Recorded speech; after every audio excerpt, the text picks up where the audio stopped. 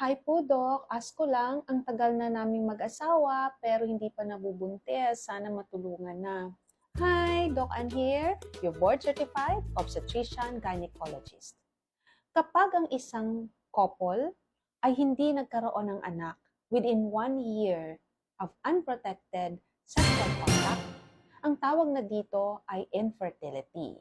Marami ang causes kung bakit hindi nabubuntis. So these are tubal factors, ovarian factors, male factors, endometriosis, advanced maternal age, and meron din namang unexplained. So isa-isahin natin ha. This is the normal fallopian tube. We can see here na maga siya at malaki. This is secondary to infection. Maaaring dulot ng tuberculosis, yung pelvic tuberculosis, pwede namang pelvic inflammatory disease, o sexual transmitted infection. Namamaga, at once na mag-heal ang pamamaga, magkakaroon siya ng pagkipot ng daanan ng fallopian tube or pagsikip dahil sa pagkakaroon ng scarring or pilat.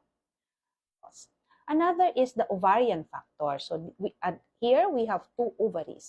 Ovarian factors, most common naman dito ay ang hindi nag-ovulate, hindi nangingitlog ang ating ovary. Bakit? Maaring due to hormonal imbalance, yung may mga polycystic ovarian syndrome.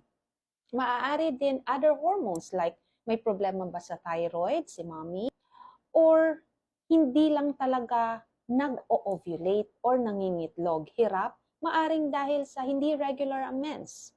Wala namang hormonal imbalance pero hindi nire-regla ng buwan-buwan. Maaring due to stress.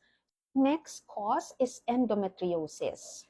As you can see here, meron tayong cells which is supposed to be lining the uterus. In endometriosis, yung mga cells na yon ay nagkakaroon doon sa labas or other areas of the uterus. Ang cause ng endometriosis is the retrograde menstruation. Yung paglabas ng menstruation dito sa fallopian tube, so nag-i-implant siya sa uterus. So during menses, nalalaman natin na may endometriosis ang isang babae kasi nagko-complain ito ng napakasakit ang puson. Yung dysmenorrhea niya is severe and progressive. Ibig sabihin, compared to the previous months, mas lalong sumasakit siya as time goes by. Endometriosis din, nagkukos din siya ng problem sa fallopian tube, lalo na pag merong mga adhesions. May severe form na ang endometriosis na pati na rin ang ovaries affected. Nagkakaroon ng cyst. These are the chocolate cyst. Okay? Next is the male factor. So, hindi lang naman ng babae ang maaaring may problema pag hindi nagkakaanak ang isang couple. That's why we also request for sperm count or sperm analysis para sa mga husband or partner. Next would be the advanced maternal age. So ngayon, mas marami na tayong nakikita na couple na medyo late na nag-aasawa. It's because busy sa career or tumutulong pa sa family. Hindi na rin masyadong maganda pag super late na kayo mag-start na magkaroon ng family kasi yung quality and quantity ng egg ay nagde-decrease na. So now that you know that there are several causes of infertility, please go to your obstetrician gynecologist so she can help you identify saan nagkakaroon ng problem, bakit hindi mabuntis-buntis, okay? Not to forget, mag-relax.